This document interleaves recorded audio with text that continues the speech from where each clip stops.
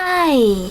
In front of me is CUBOT Note 9 and today I would like to show you how you can manage all vibration settings on this smartphone. You need to begin by opening device's settings. Then select Sound section, scroll down and tap on Vibrate Vocals. Then select one of those options for your incoming calls. Never vibrate, always vibrate, or vibrate first, then ring gradually.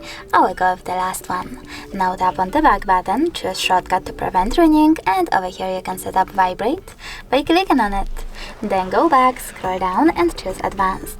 After that, scroll down again and tap on the switcher next to charging sounds and vibration to enable or disable them, and tap on this switcher next to that vibration to turn them on or off.